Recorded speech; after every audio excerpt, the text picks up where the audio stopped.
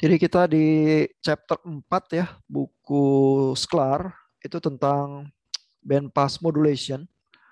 Lalu minggu lalu kita lihat eh, beberapa jenis ya. Basically ada ASK, amplitudonya divariasiin dengan simbol. Ada PSK kalau fasenya divariasiin, lalu ada FSK kalau frekuensinya divariasiin. Nah, nulis persamaannya ya berarti kalau ada sinus atau cosinus, terus bagian mananya yang kita tumpangi simbol itu bagian V-nya kalau fasa atau bagian omeganya kalau frekuensi atau bagian A-nya ya amplitudonya eh, itu bisa kita variasiin. Biasanya notasinya jadi AI atau omega I atau VI ya, tergantung bagian mana yang kita ganggu-ganggu supaya simbolnya kita bisa tumpangin di sana. Nah, tapi lebih detail dari itu, eh, Sklar itu membicarakan modulasi bandpass yang koheren dan yang tidak koheren ya. Eh, yang koheren itu selalu butuh sinkronisasi ya, artinya harus tahu fasanya itu di waktu tertentu itu ada di mana ya, karena eh, kan kita punya sinus atau kosinus yang mengayun, lalu di dalam ayunan itu kita ganggu baik fasa maupun frekuensi atau amplitudonya. Tetapi sembari dia ngayun itu, supaya kita bisa deteksi, kita tuh kalau kita koheren ya, kita perlu tahu dengan tepat sebenarnya fasanya ada di mana. Apalagi kalau informasi kita ditaruhnya di fasa gitu ya. Nah tapi kan minggu lalu juga Bapak lihat itu ya, ada versi yang diferensial PSK misalnya ya, yang informasi itu diselipinnya di antara fasanya gitu ya. Jadi bukan fasenya secara absolut, melainkan perbedaan fasa simbol yang sekarang dibandingkan simbol yang sebelumnya itu berapa, dan disitulah informasinya gitu ya. Nah itu membuat receiver itu jadi lebih mudah ya, karena terserahlah saya nggak sinkron gitu ya sama transmitternya, tapi kan fasa itu mungkin driftingnya pelan-pelan ya, nggak tiba-tiba lompat tiba-tiba begitu ya, sehingga kalau saya bandingin fasa yang sekarang dan fasa yang sebelumnya saja tanpa tahu fasa absolut itu ada di mana ya di carrier saya, besar kemungkinan saya masih bisa detect ya simbol saya gitu ya, dan memang bisa ada sumber kesalahan ya, dan kesalahannya bit error rate-nya lebih tinggi 2 kali lipat ya daripada yang kalau versi yang koheren, karena kalau yang non koheren satu simbol salah dia merembet ya ke simbol berikutnya, kan menular ya, karena simbol berikutnya dihitungnya berdasarkan perbedaan terhadap simbol yang sekarang begitu ya. Jadi walaupun satu simbol yang salah selalu dua simbol yang kena. Kalau yang koheren gak gitu, kalau satu simbol salah ya itu aja yang salah gitu ya. Jadi kalau metode modulasinya koheren tuh bear-nya lebih bagus. Tapi receiver-nya lebih rumit ya karena harus ada sinkronisasi. Nah, lalu yang terakhir kita lihat minggu lalu ya adalah soal FSK ini ya. Ini penurunannya saya tulis lagi di lecture notes ini dalam bahasa Indonesia ya, supaya lebih mudah diikuti.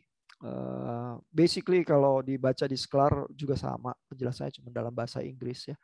Jadi ini adalah bagaimana menghitung uh, jarak frekuensi supaya FSK itu ortogonal ya, dan FSK itu walaupun yang divariasiin itu frekuensinya itu bisa versi yang koheren atau non koheren juga ya, karena kan kecepatan putar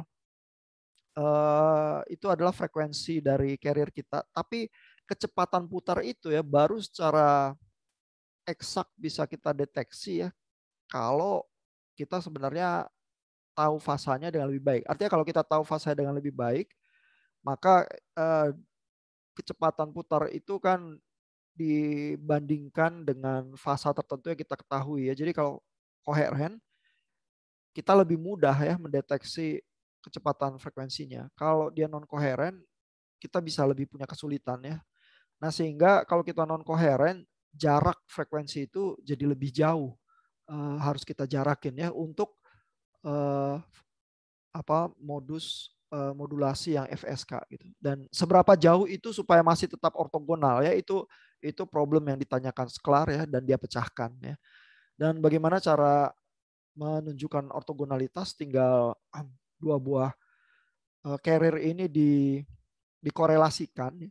Dan kalau ortogonal artinya korelasi itu nol ya, karena berarti dia sama sekali tidak ada overlap, kemiripan ya, karena kan mengkorelasikan artinya membandingkan dua buah sinyal ya. Dan ini jadi dia nulis aja dua buah sinyal itu begitu aja ya, cos 2pi f1 karena ini FSK dengan frekuensi 1, lalu yang ini dengan 2pi f2t gitu ya. Terus dikorelasiin integral 0 sampai t satu periode, plus karena dia non koheren fasanya ditulis di sini karena berarti saya nggak tahu fasanya gitu ya, fasanya ditulis di situ karena nggak ketahuan ya. Nah lalu itu ini cos kali cos ya, sehingga bisa jadi cosin plus sin cos gitu ya, pakai rumus cosinus begitu, sehingga bisa dipecah sama dengan 1. Dan ini hanya 0 jika bagian ininya 0 dan cosnya ini jadi 1 ya. Jadi ini supaya persamaan ini terpenuhi, bagian sin ini 0, bagian cos 2pi f2 min f1t ini harus 1 ya, secara bersamaan. Ya, karena sin x sama dengan 0 pada x sama dengan np ya. Jadi kalau sin x terus sin 0, sin pi, sin 2pi itu 0 semua ya. Lalu kalau cos x harus sama dengan 1 itu pada saat 0, 2pi, 4pi dan seterusnya ya. Kalau cos x sama dengan 1 ya. Jadi keduanya itu baru terjadi kalau ini kita lihat rumusnya n sama dengan 2k. Ya, maka dapat ditulis yang di depan ini kan harusnya np, tapi n sama dengan 2k, berarti yang di depan ini yang sinus ini 2pi f1 minus f2t harusnya sama dengan np, tapi karena n sama dengan 2k jadi 2πk ya. Sehingga f1 kurang f2 itu jadinya k per t ya, ini tinggal diberesin aja persamaan ininya.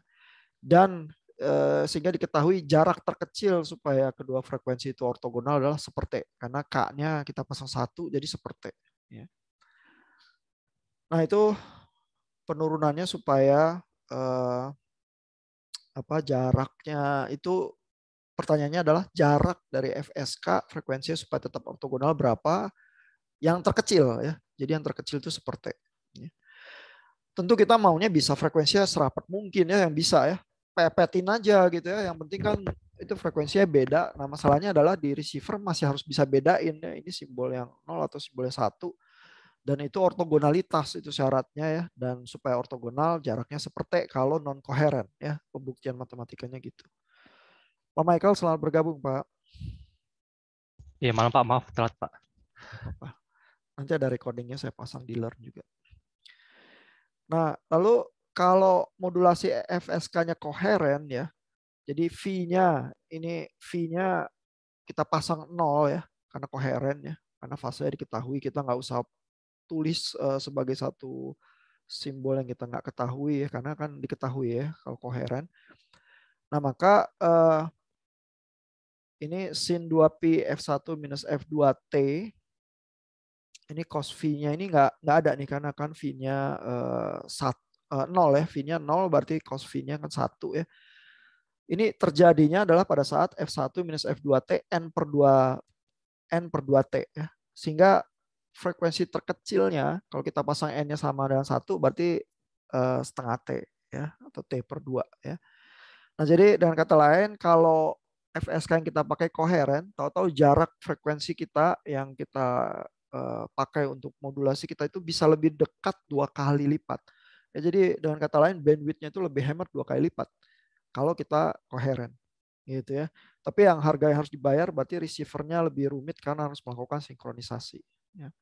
Nah jadi ini juga minggu lalu sebenarnya udah kita lihat ya, kita melakukan kompromi-kompromi, yaitu adalah tingkat kompleksitas receivernya itu, apakah pertanyaannya jadi receivernya koheren atau non koheren.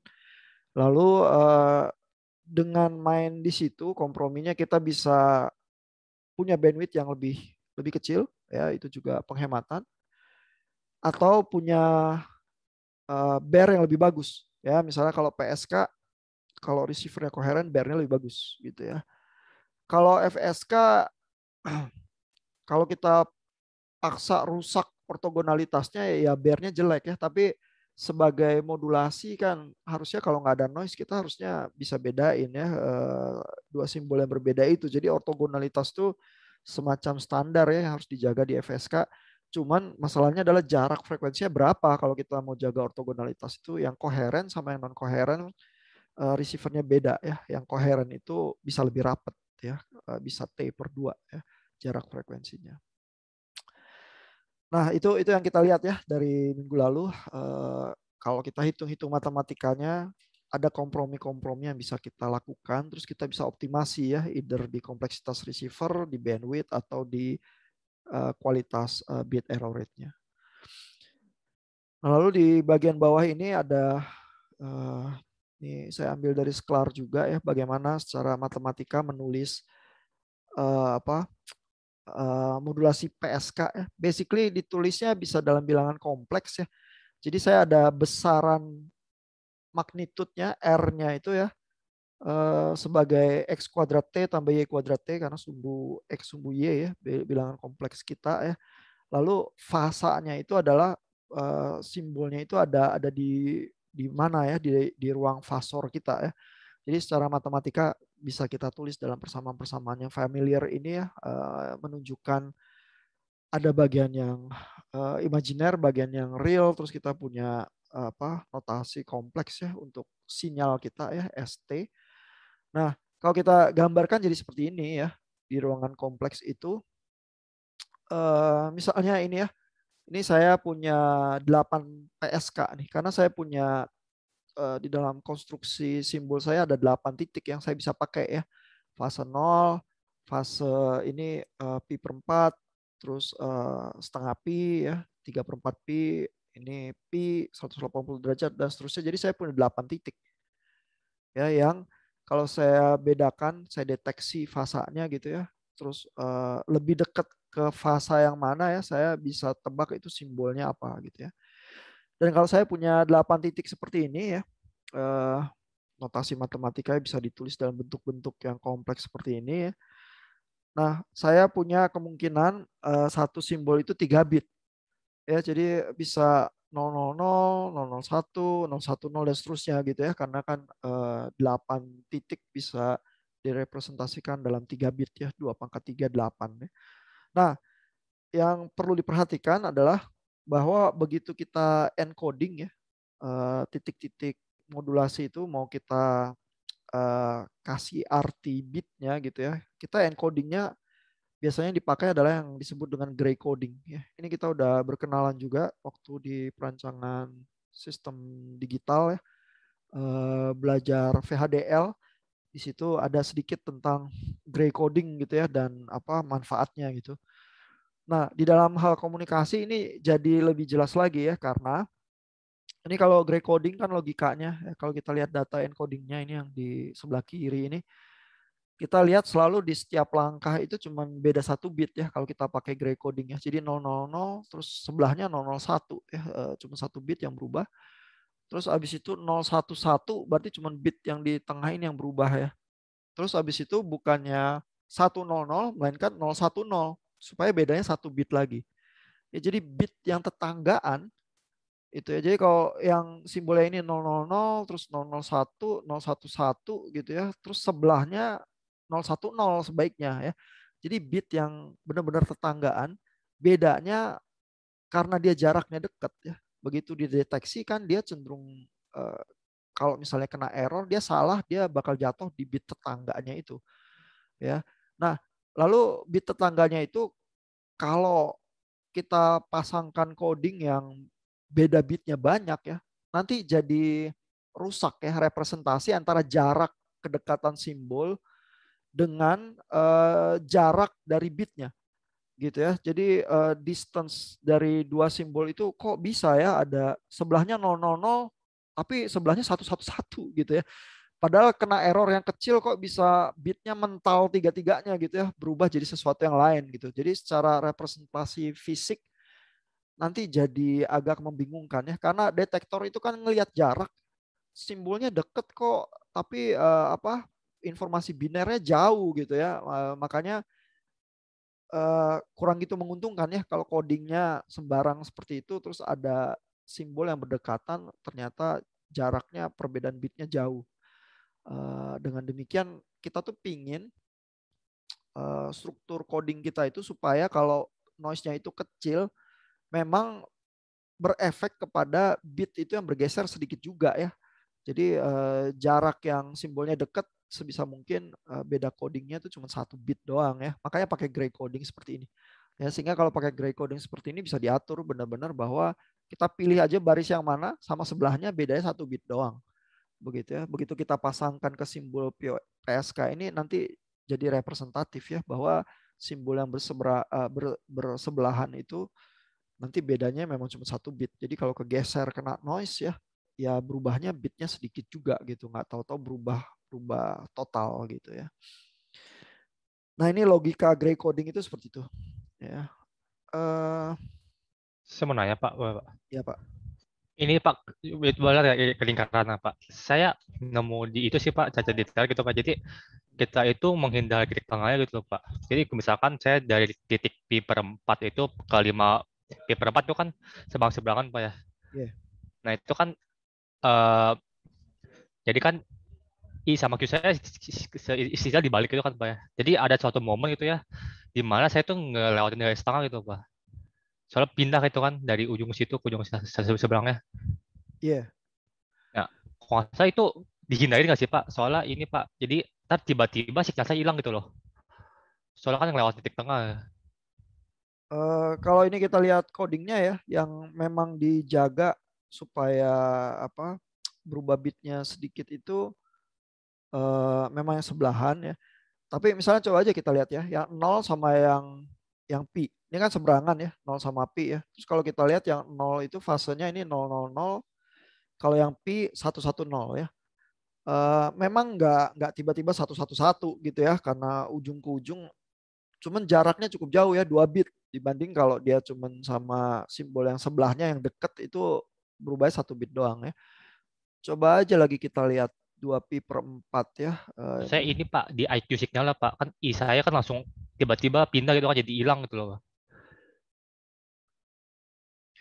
iya, di IQ signalnya memang kalau lompat dahsyat juga juga problem gitu ya. Iya, gray coding itu juga juga bisa menolong ya di dalam hal itu ya. Eh, tapi memang logikanya ya, kenapa sama bit yang dekat kita cuman mau beda 1 bit itu berhubungan sama noise sih. Ya karena begitu kita detect, kita mau fenomena noise itu apa sinkron ya dengan apa? Dengan fisiknya juga gitu ya, secara apa? eh, Noise yang secara fisik sinkron dengan representasi encoding bitnya juga gitu ya. Eh, Kalau dibaca di Sklar alasannya itu sih yang dia bilangnya halaman 2342 sampai 245 itu ya. Eh,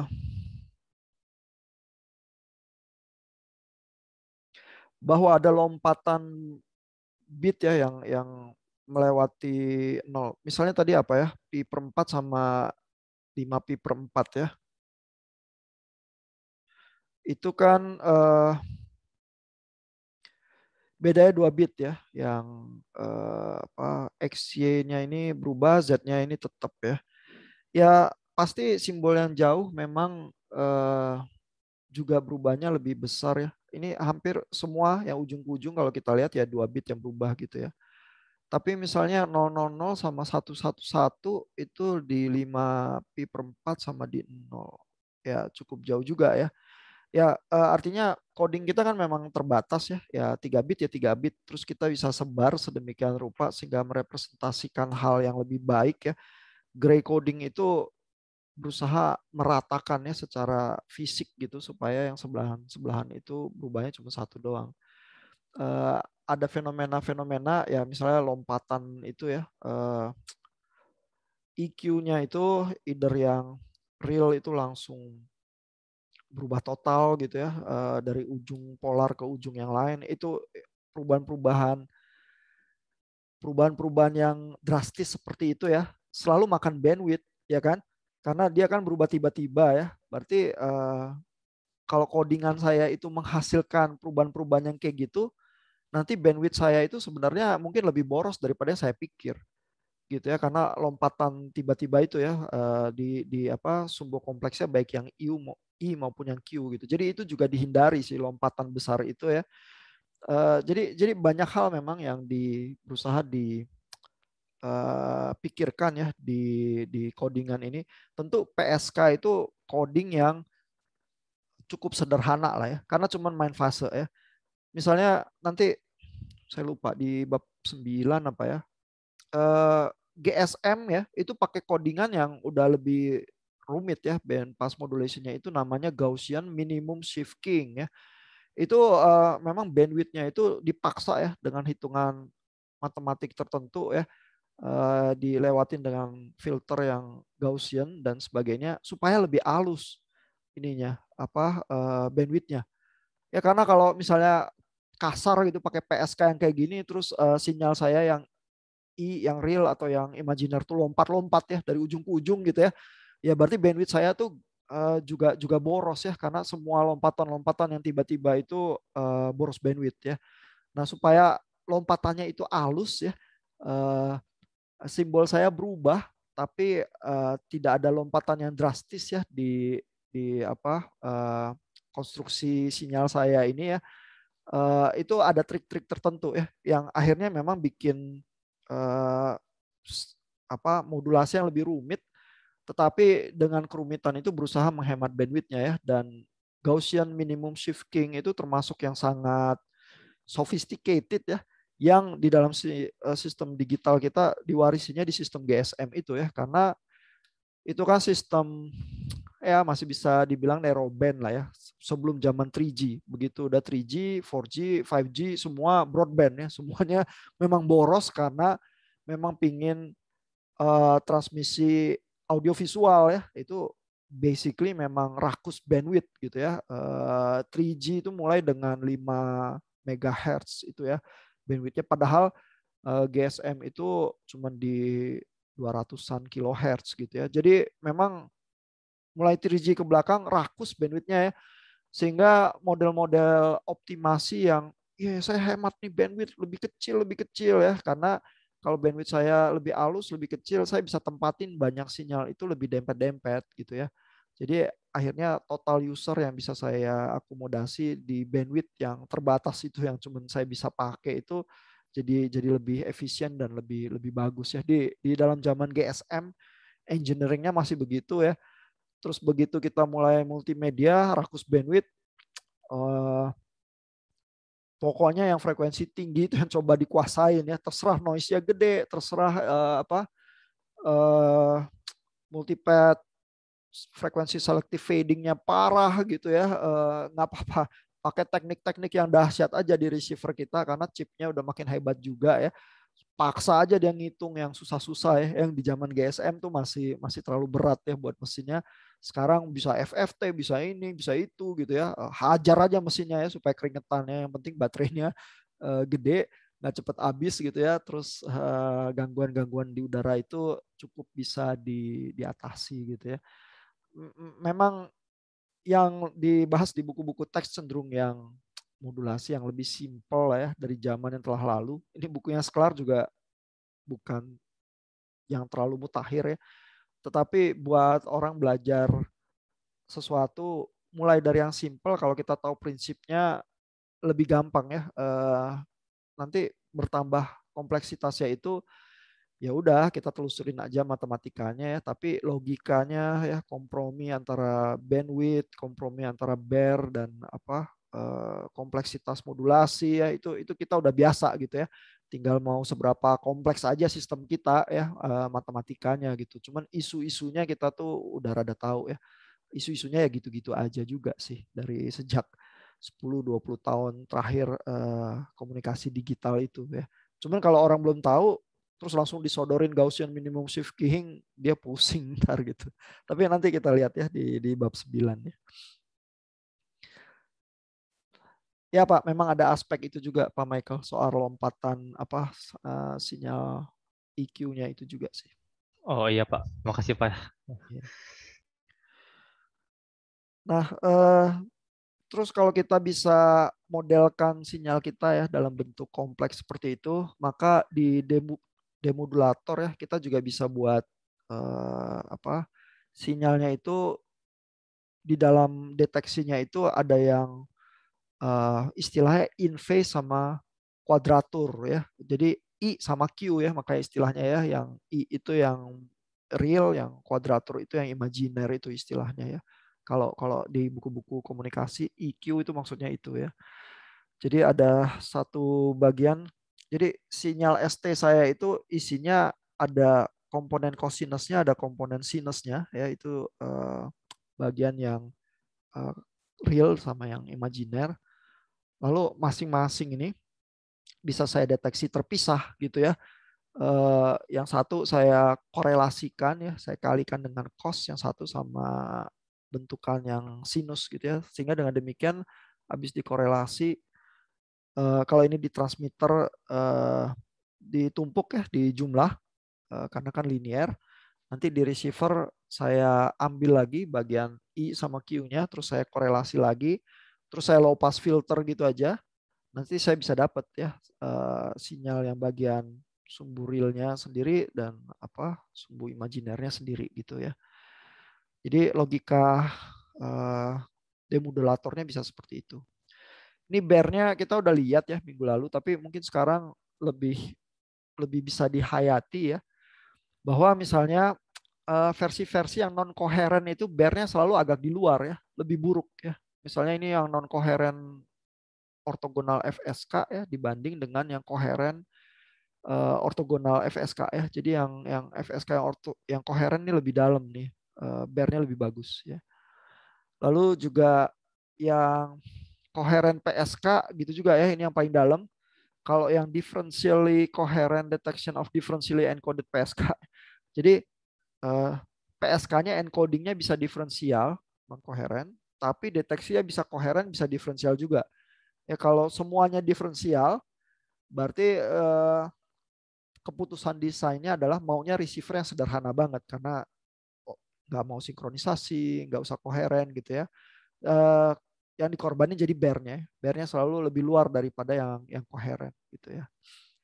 Nah, jadi ini tendensi apa kompromi-kompromi itu terlihat di kurva bear yang ini, lalu juga digambar Shannon limit ini ya. Ini tembok kerasnya yang betapapun cerdiknya teknik-teknik kita, modulasi apapun yang kita pakai, receiver kita sehebat apapun, kita bisa geser titik kurva bear ini ya, tapi begitu mentok tembok ini udah nggak bisa lebih baik lagi karena disitulah batasnya gitu ya. Nanti kita lihat pembuktiannya teori Shannon itu juga di chapter 9 nih. Nah, ya tadi tendensi bear ini ada di paragraf yang ini ya, udah kita bahas ya. Lalu di sini ada sedikit komentar ya, bahwa kurva bear kita itu kalau EB0-nya kita turunin ya. Nah, ini apa? Sumbu kompromi yang lain ya. Artinya saya mau transmit power sekecil-kecilnya yang masih bisa sehingga bear saya masih cukup baik ya. Jadi EB0-nya ini dipaksa kecil gitu ya. Kita kecilin terus ya. Nanti ini mentok nih dan ketemu tembok Shannon-nya ini di setengah bit error rate-nya ya. Jadi bit error rate itu nggak bisa lebih besar dari setengah ya. Jadi bukan satu. Ya kalau bit error rate itu 10 pangkat minus 1 artinya setiap 10 bit dia satu salah ya, 1/10 kan, 10 pangkat minus 1 ya. Tapi bit error rate yang paling besar itu setengah. Karena kalau saya errornya lebih besar dari setengah ya, kalau setengah kan artinya setiap kali saya tebak itu saya benarnya cuma separuh ya. Tapi kalau misalnya kan ini simbolnya biner ya, 0 sama 1. Katakanlah bear saya itu bukan setengah ya, bukan 0,5 tapi 0,6 gitu ya. Lalu kalau 0,6 kan artinya ada bit yang lebih sering salah daripada bit yang lain ya. Kalau setengah terus saya biner, berarti saya salahnya tuh seimbang. Ya, saya nggak bisa tebak lagi nih karena 0 sama 1 tapi terus setengah ya, yang mana yang beneran keluar saya nggak bisa tebak, dan probabilitasnya setengah. Tapi kalau ada bit yang lebih sering salahnya ya, katakanlah jadi 0,6 gitu ya, bukan 0,5, maka kalau saya balik deteksi saya ya, tadi setiap kali saya pikir 1 saya tebak aja 0 gitu ya. Setiap kali saya pikir 0 saya tebak aja 1 gitu ya. Tahu-tahu bear saya jadi 0,4 bukan lagi 0,6. Dengan cara membalik detektor saya saja. Begitu ya. Jadi dengan cara yang begitu bodoh aja saya jadi lebih kecil dari setengah lagi. Gitu ya. Sehingga dengan demikian sebenarnya kesalahan yang maksimum itu terjadinya pada saat bear itu setengah, bukan bukan nggak bisa lebih gede lagi dari itu, karena kalau lebih gede dari itu saya putar detektor saya langsung bear saya lebih baik dari setengah gitu. Ya, jadi makanya ini gambarnya begitu dia mentok ke tembok Shannonnya ini paling tinggi di sini, bear saya itu setengah gitu, nggak bisa lebih tinggi lagi dari itu, karena kalau lebih tinggi dari itu paradoks ya, saya balik detektor saya, tahu-tahu saya lebih baik dari setengah gitu ya. Ini penjelasannya ada di paragraf yang ini ya, fenomena seperti itu ya, bear maksimum itu setengah. Nah, lalu di bagian ini ada dua jenis bear yang berbeda ya. Ini yang mau dikemukakan Sklar ya. Yang pertama ini adalah sistem modulasi yang ortogonal ya. Dalam hal ini contohnya MFSK ya. MFSK artinya frekuensi shifting tapi dengan M frekuensi ya. Dan M-nya kita bisa buat jadi lebih tinggi ya. Kalau saya cuma punya 2 frekuensi saja ya, saya punya simbol 0 sama 1 gitu ya. Kalau saya punya tapi saya bisa pasang ya 3 frekuensi, 4 frekuensi, 5 frekuensi dan seterusnya ya, dan sampai 20 frekuensi ini ya. Kalau kita lihat kurva bear kita ya, dan kelihatan di sini ya, kalau kita tingkatkan M-nya ini ya, tingkat modulasi kita ya, dari K sama dengan 1 sampai 20, kita lihat bear-nya membaik. Ya karena yang 20 FSK ini kurva bear-nya yang paling dalam nih yang ada di sini. Begitu ya. Berarti dengan demikian kok seolah-olah ya saya untungnya ganda ya. Kalau FSK itu kalau saya naikkan tingkat modulasinya kan saya lebih banyak ya. Bit itu bisa saya transmisikan dengan satu simbol ya. Karena jumlah simbol saya kan lebih banyak. Terus kok saya malah untung ya, bear-nya jadi lebih bagus gitu ya. Jadi saya untungnya ganda, kok bisa ya? Padahal kan kita selalu kompromi ya di space modulasi kita, dan ada tembok Shannon ini juga gitu ya. Kok bisa begitu ya? Nah, yang terjadi adalah karena kalau modulasi FSK, kalau kita naikin tingkat modulasinya, yang kita bayar harganya sebenarnya adalah frekuensinya, bandwidth-nya. Setiap nambah satu frekuensi ini karena ada jarak minimum antara setiap frekuensi itu supaya ortogonal ya, entah itu seperti atau T per 2 ya, tergantung dia koheren atau non koheren, tapi ada jarak tertentu yang kita harus jaga. Jadi kalau nambah frekuensi ya nambah lagi bandwidth-nya, karena sejarak itu juga frekuensinya harus dijaga supaya tetap ortogonal ya. Jadi basically makin naik tingkat modulasi FSK-nya, sebenarnya saya buang frekuensi sih. Dan jadi masuk akal ya kalau saya buang frekuensi, bandwidth saya lebih gede, bear saya lebih bagusan gitu ya. Karena sebenarnya kalau kita lihat juga modulasinya, simbol yang paling ujung di frekuensi kita ya pasti akan cenderung nggak kesaru sama simbol yang paling ujung sebelah sono ya, yang bandwidthnya jauh gitu ya, sehingga jarak dari simbol itu yang tidak berdekatan, yang dari ujung ke ujung itu sebenarnya errornya lebih sedikit ya, sehingga dengan demikian kita juga kurva bear-nya ini lebih baik gitu ya. Tapi kurva bear yang lebih baik itu dibayar pakai apa? Bayar pakai bandwidth ya, karena frekuensi kita terpaksa nambah sih memang. Ya. Nah, lalu kita ada kurva kedua nih jenisnya ya, bukan kurva ortogonal kayak FSK gitu ya, tapi kurva BPSK, eh, MPSK ya. Jadi misalnya ini kurva Bear ini ya, gambar 429. Kita lihat kalau PSK ya, kalau K-nya kita tingkatkan ya dari 1, 2, ini yang 2 ini berhimpit nih. Ya 1 sama 2 ini berhimpit, tapi 3 mulai lebih buruk ya, 4 lebih buruk lagi ya, 5 lebih buruk lagi ya. Jadi kalau PSK kita naikkan tingkat modulasinya, rupanya Bear-nya memburuk. Ya, jadi berbeda nih kelakuannya. Kalau FSK Bear-nya membaik, kalau PSK Bear-nya memburuk. Ya. Nah tapi oke lah Bear-nya memburuk ya. Tapi apa keuntungannya ya? Keuntungannya adalah dengan bandwidth yang sama, kita tuh bisa transmisikan simbol atau bit lebih banyak ya. Tapi dengan harga yang harus bayar, Bear-nya lebih jelek. Tapi bandwidth-nya tetap, bitrate-nya bisa naik karena simbol saya tuh tingkat modulasinya lebih tinggi ya, MPSK-nya itu. Harga yang harus dibayar, Bear-nya jadi lebih buruk. Gitu ya. Jadi ini kita lihat kompromi ke arah yang berbeda daripada yang FSK. Dan ini bisa kita pahami ya kenapa PSK tuh kayak gitu ya, karena modulasi kita ya. Eh, Kita ingat kalau kita mainin fasa ya. Misalnya kalau kita cuma punya 2 ya biner, berarti ini simbol 1, simbol 2 ya. Cuma punya bagian real aja. Maka kita punya jarak tertentu kan. Kalau kita pakai maximum likelihood detector ya jarak tengah ini ya terhadap amplitudonya ya. Nah tapi begitu kita main misalnya 4 PSK ya, ini M-nya 4 ya. Berarti ada yang real, ada yang imajiner ya. Nah, ini jaraknya masih tetap yang sama ya, karena kan kita ingat yang real sama imajiner itu ortogonal. Terus di receiver kita bisa di apa cabang yang I itu cuman detect yang realnya doang, di cabang yang Q cuman detect yang imajinernya doang gitu ya. Jadi secara bit error rate itu masih sama tuh ya. Makanya sama ini K sama dengan 1 dan 2 ini garis barnya sama. Tapi begitu saya nambahin lagi misalnya M sama dengan 8 nih. Nah, kalau M sama dengan 8, saya punya 8 simbol ya. Tapi jarak fase antara setiap simbol ini nih jadi lebih rapat ya. Sehingga misalnya ya antara simbol ini dikasih garis tengah ini ya DL gitu ya. Ini DL maksudnya decision line ya. Kalau kita punya maksimum likelihood detector kan kita lihat jaraknya ya. Kalau fasenya geser ke kanan dari DL ini kita tebak simbolnya yang ini ya. Kalau geser ke kiri nanti kita tebak simbolnya yang sebelah kiri ini gitu ya. Tapi kan berarti ada jarak tertentu yang membuat dia mulai error ya.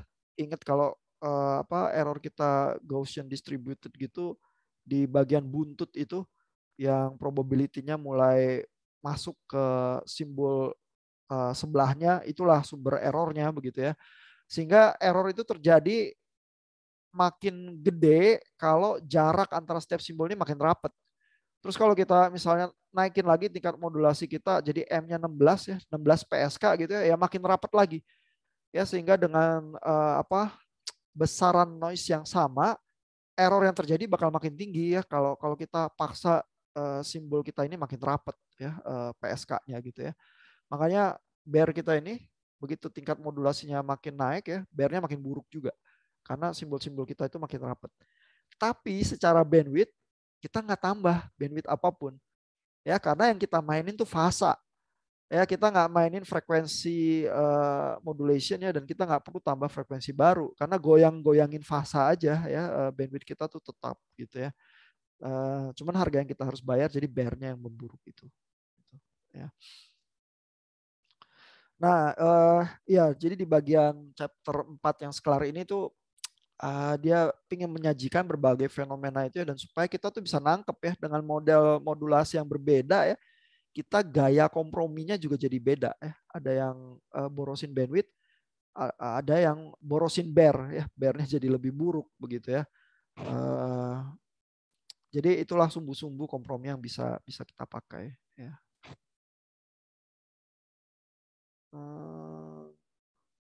Iya ini komentar-komentar dari fenomena itu di atas sih. Nah, tentu bisa ada pertanyaan diskusi ini ya. Yang bisa juga muncul di ujian lisan ya, seperti biasa ya. Pertanyaan menjebak ya. Jadi yang mana yang lebih bagus, MFSK atau MPSK misalnya. Kira-kira jawabnya apa, Pak?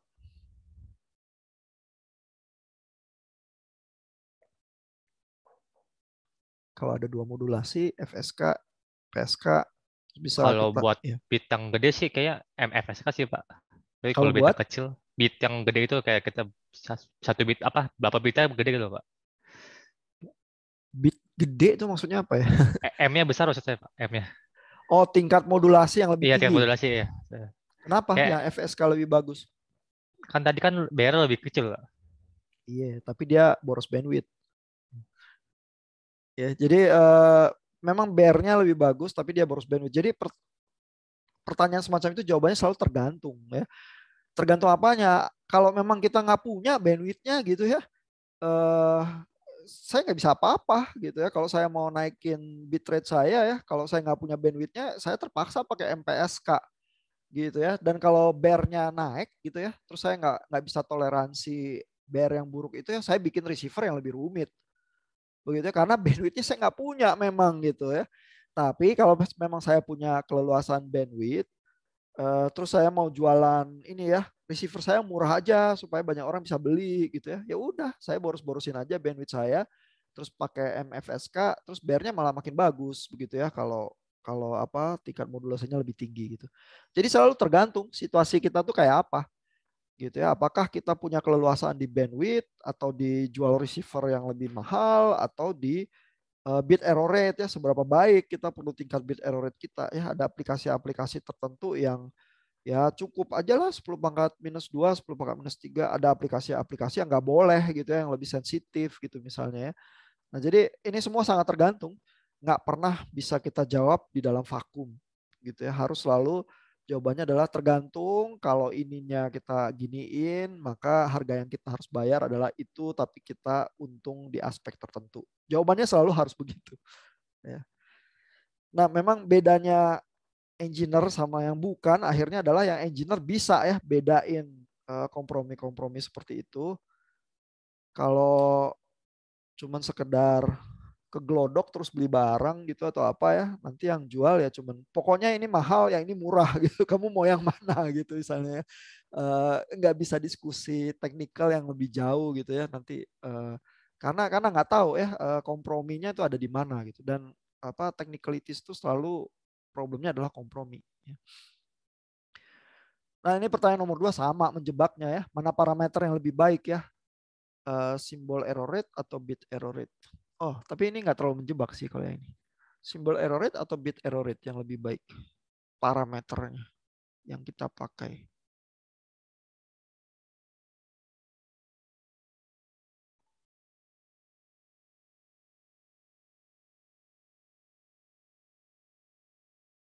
Gimana?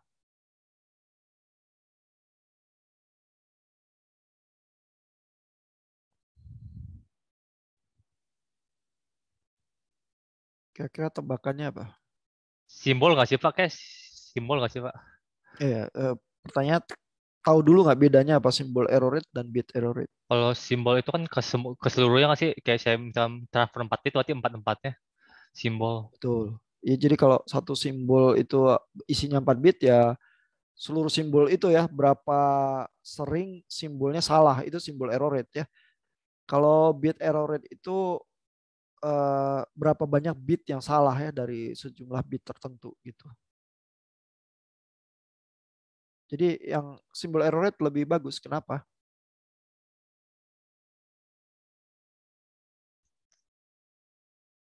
Kan dia kan udah kayak konklusi kan sih Pak? Kalau saya kirim segini atau cuma segini itu error gitu daripada bit. Iya, simbol itu jadi tergantung modulasinya lagi ya. Jadi kalau simbol itu kan selalu diambilnya per simbol, terus modulasinya apa dan tingkat modulasinya seberapa harus diterjemahin lagi jadi bit error rate-nya berapa. Biasanya kalau orang praktisi telekomunikasi yang ngukur ke lapangan gitu ya, itu yang diukur tuh selalu bar. Ya, jadi pokoknya di sebelah sini saya ada alat, saya tembakin ya data bit random tertentu, terus di sebelah sana ada alat yang lain yang tahu ya data yang ditembakin itu bitnya apa gitu ya susunannya, terus tinggal ngitung aja berapa banyak bit yang salah setelah lewat modulasi dan lain sebagainya ya. Jadi bit error rate itu terima bersih gitu ya. Terserah modulasi saya seberapa begitu ya, tapi ujung-ujungnya begitu diterjemahin sampai jadi bit ya, berapa banyak sih bit yang salah per 1000 bit gitu misalnya. Jadi bit error rate itu lebih ini sih, lebih lebih ujungnya hasilnya apa gitu ya.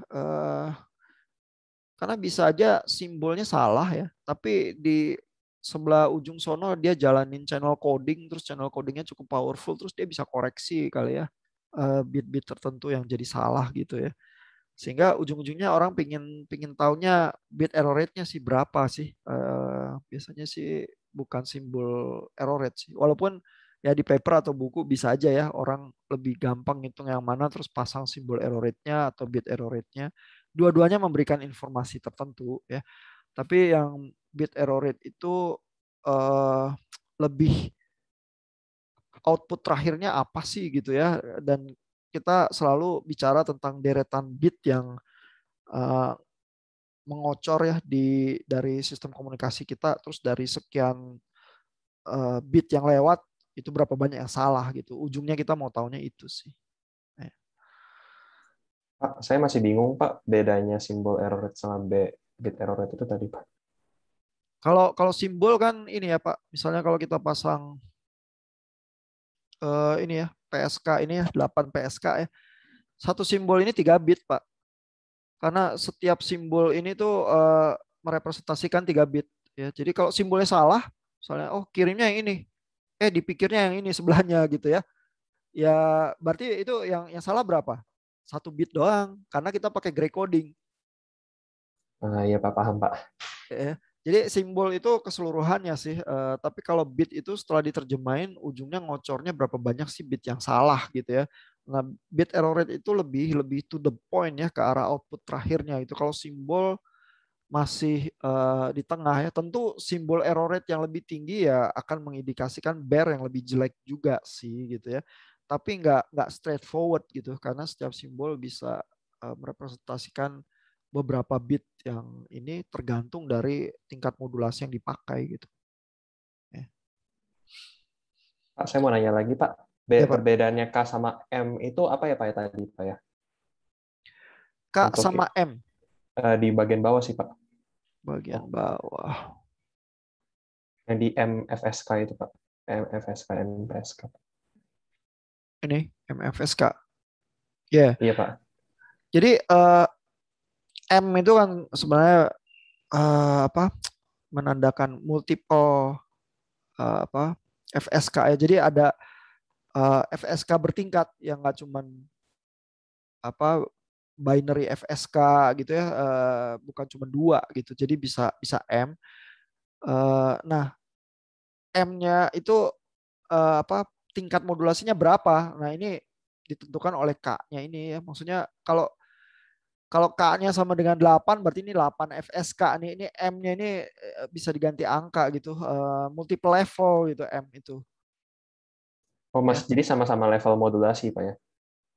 Iya, cuman maksudnya level modulasi yang berganda itu selalu dibilangnya pakai M ya. MFSK Oh, iya, Pak. atau MPSK gitu ya. Tapi multi levelnya berapa gitu K-nya gitu. Jadi ada yang apa kalau yang 4 PSK disebutnya QPSK biasanya ya. Kalau yang cuma 2 BPSK ya. Tapi yang lainnya pakai angka ya. 8 PSK, 16 PSK, 32 PSK, 64 PSK dan seterusnya gitu. Jadi makanya disebutnya MPSK karena berapa angkanya gitu. Iya, Pak, paham, Pak. Terima Oke. kasih, Pak. Ya. Iya, saya rasa sih bab 4 terakhirnya itu ya. Mudah-mudahan terus kita jadi menghayati ya problem modulasi itu dan bagaimana kita melakukan komprominya ya. Karena itu basic ya. Karena begitu kita masuk ke perusahaan telekomunikasi misalnya, terus kita menggelar line komunikasi tertentu gitu ya. Entah itu satelit, entah itu fiber optik atau kabel tembaga atau apa ya.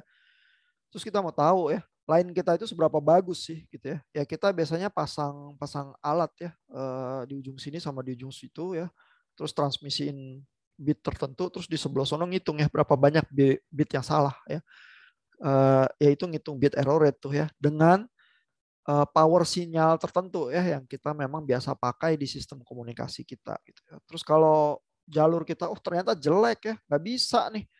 Masa bearnya itu 10 pangkat minus 1, 10 pangkat minus 2 gitu ya. Kita kan butuh yang 10 pangkat minus 3 atau lebih rendah lagi gitu ya. Nah, berarti orang perlu coba optimasi ya. Optimasi ini kah, modulasinya kah gitu ya. Biasanya di setiap modem itu ada pilihan-pilihan ya, mau pakai PSK, FSK, berapa PSK gitu ya. Lalu juga ada settingan powernya ya, mau seberapa gede power yang kita kirim ya. Kalau kita pakai PSK kan kita lihat amplitudenya kalau powernya makin gede berarti jaraknya kan lebih jauh ya. Cuman deteksinya kan memang selalu dilakukan berdasarkan fase ya. Jadi kalau fasenya memang jadi lebih gede ya, 8 PSK atau 16 PSK dan seterusnya, pasti sih errornya jadi lebih banyak ya dengan tingkat power yang sama gitu karena memang jarak simbolnya jadi lebih dekat gitu ya. Nah, tapi jadi ya secara praktikal kalau kita di lapangan dikasih modem, dikasih bear gitu ya, terus dikasih settingan-settingan, nih modulasinya kamu boleh pilih. Terus kamu boleh pilih ada channel codingnya, terus kamu boleh setting powernya. Terus kamu ditargetin, bearnya harus sekian. Terus coba setting gitu misalnya. Nah, itu di kepala yang main seperti itu tuh. Kalau saya set modulasi tertentu ya, modulasi tingkatnya lebih tinggi gitu ya. Varian-varian yang mainin fasa pasti bearnya lebih jelek gitu ya. Nah, terus kita jadi punya apa? Intuisinya begitu ya. Sebenarnya kita harus setel sistem kita itu ke arah mana yang bisa masuk ke dalam spek kita gitu. Ya, tujuannya chapter 4 sih seperti itu sih. Ya. Nanti batas teoritis yang lebih mendalam itu kalau kita udah ngomong Shannon teori nanti sih di chapter 9 ya. Tapi kita harus lewatin chapter 4, chapter 6, chapter 7 tentang channel coding dulu. Nanti kita lebih menghayati kalau baca Shannon teorinya. Oh begitu ya fenomena-fenomena itu karena udah pernah kita diskusikan sih. Ya mungkin segitu ya malam ini. Ada pertanyaan lagi? Saya belum ada lagi, Pak. Oke. Kalau belum ada lagi, thank you. Saya ingatkan lagi minggu depan libur, terus 2 minggu lagi kita ujian lisan. Keywords untuk ujian lisannya ada di Learn ya, bagian UTS itu. Kalau pas mau malam ujian lisan itu baca-baca keyword itu terus ingat-ingat lagi, lihat-lihat video diskusi kita lagi, baca lecture notes lagi ya. Karena pasti pertanyaannya pasti random, tapi nggak akan jauh-jauh berkisar dari keywords itu sih. Ya. Sebenarnya Pak, satu Pak, Iya sebelum Pak. itu. Tentang antena sih Pak, nggak apa Pak. Tentang apa Pak? Antena. Oh antena ya Pak. Jadi sebenarnya mau sependek apapun antenanya, saya tetap bisa transmit itu Pak ya, signal nggak sih Pak? Tapi kalau ngomongin panjang itu berarti saya ngomongin tentang efisiensi gitu. Betul nggak Pak?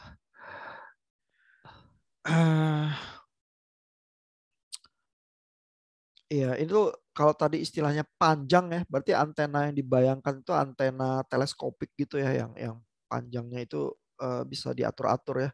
Tapi antena itu bentuknya macam-macam, Pak. Ada yang bentuknya lempengan, ada yang bentuknya yang paling sering kita jumpai yang tulang ikan itu ya, antena Yagi itu yang buat TV gitu ya.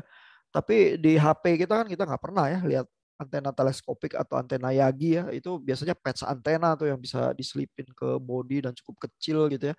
Jadi antena tuh macam-macam, Pak. Kriterianya antena ya bukan sekedar efisiensi seperti yang kita sebut efisiensi power ya, itu juga ada ya. Tapi kriterianya antena adalah antena yang paling basic ya bisa kita bilang ya adalah antena titik ya. Itu tentu hipotetis ya, nggak ada bentuknya gitu ya. Tapi kalau saya punya titik saja terus memancarkan gelombang elektromagnetik di situ ya, maka bentuk sebaran dari gelombang radio saya itu bentuknya bola ke segala arah. Kalau saya punya antena teleskopik yang panjang itu, maka sebaran saya tuh bentuknya mirip silinder gitu ya. dengan di ujungnya itu mungkin agak ada kerutan gitu ya, karena kan di situ ada diskontinuitas gitu ya. Nah, jadi antena isotropik itu ya, hipotetis itu titik dan bentuk sebarannya bola. Nah, yang disebut dengan gain antena ya adalah kalau saya bisa mengarahkan ya gelombang radio saya supaya bentuknya lebih tajam ke arah tertentu ya daripada bola. Kalau bola kan ke sembarang arah sama aja gitu ya. Saya tuh nggak punya ketajaman ke arah tertentu ya. Artinya kalau saya punya power tertentu saya transmit, ya saya pasrah aja bentuknya jadi bola gitu ya ke segala arah. Terus bola saya kalau melar gitu ya, power saya makin kecil ya. Dan berdasarkan jarak seperjarak kuadrat, maka power saya berkurangnya seperti itu gitu ya. Terus saya pasrah aja karena saya nggak bisa membentuk sebaran bola radio saya itu gitu ya. Nah kalau saya pakai antena, maka saya seperti punya alat ajaib ya. Saya bisa bentuk sebaran radio saya, bisa lancip ke arah depan gitu ya. Dan kalau saya bandingin sama bola saya yang pasrah itu ya, itu bisa 2 kali lipat lebih lebih jauhnya gitu misalnya dibanding bola saya ya. Tapi saya membentuk gelombang radio saya itu pakai bentukan antena ya, antena itu saya ya. Sehingga antena saya itu istilahnya ya adalah directivity ya, punya keterarahan ke arah tertentu itu lebih kuat yang saya bisa kontrol dengan bentuk antena saya gitu ya. Jadi nggak ngomong efisiensi secara umum ya, melainkan satu fenomena directivity itu yang disebut dengan gain antena dan itu bisa dihitung ya. Jadi kalau Pak Michael udah ambil gelombang medan elektromagnetik belum? Udah sih Pak, itu yang di BEM itu Pak ya, yang Iya. dia. Saya Tapi mau nanti ini sih. ada kuliah antena juga sih Pak. Nanti belajar lebih spesifik bentuk-bentuk Oh, antena iya sih. tertentu. Heeh. Saya mau ini sih Pak, di rumah saya mau coba buat kayak FSK gitu kan Pak ya, tapi kan saya cuma bisa ngasilin 10 mega gitu Pak ya. Saya bingung apa bisa gitu Pak, antena saya kalau misalkan lambda seperempat 7 meter setengah apa itu panjang banget Pak ya. Saya kalau saya beli yang kayak antena kayak rebet merah itu kan yang 40 cm gitu Pak, apakah bisa gitu Pak? Iya, jadi antena itu selalu orientasinya terhadap panjang gelombang ya. Biasanya maksimumnya itu ya di lambda/4 atau lambda/2 gitu. Kalau kalau kita buat sembarang panjangnya ya, itu kan antena itu fenomenanya sebenarnya elektron bergerak di konduktor kita itu dan pergerakan itu mengganggu membuat gangguan medan listrik dan medan magnet sehingga gangguan medan listrik dan medan magnet itu yang merambat gitu. Nah, kalau dia goyangnya di antena itu panjangnya nggak pas gitu ya, nanti energi yang dihasilkan memang jadi kurang optimum gitu dibanding kalau panjangnya itu dipasin ya sama frekuensi yang kita mau pakai gitu. Jadi nggak bisa sangat sembarang juga sih. Memang juga tidak sangat eksak ya. Makanya bisa ada kira-kira lambda/4, kira-kira lambda/2 gitu ya. Karena di tempat-tempat itu agak menguntungkan gitu ya. Eh, tapi nggak bisa sembarang ya. Tidak sangat eksak tapi nggak bisa sembarang gitu. Jadi nggak bisa sih dimensinya mau kita buat terlalu sembarang ya. Eh Ya even antena antena tulang ikan itu ya yang kelihatannya simple ya, itu matematikanya sangat rumit ya, karena ada bagian buntutnya nggak simetris, terus ada bagian kepalanya, terus panjang setiap tulang itu diatur sedemikian rupa ya supaya dengan hitungan yang tidak terlampau sederhana kita bisa ya ngarahin gelombangnya itu dengan cukup baik ke arah tertentu begitu ya secara lebih optimal. Dan itu juga nggak ada rumusannya eksak panjangnya harus sekian ya, tapi kurang lebih resepnya tuh sekian gitu, ada ya dari sekian sampai sekian panjangnya gitu ya. Nah jadi nggak bisa sembarang sih Pak. Terus kalau memang persoalannya adalah antenanya mau kecil ya frekuensinya harus makin tinggi, udah gitu aja, karena kan frekuensi berbanding terbalik sama lambda. Oh, berarti nggak bisa ya itu. Terima kasih Pak ya. Ya.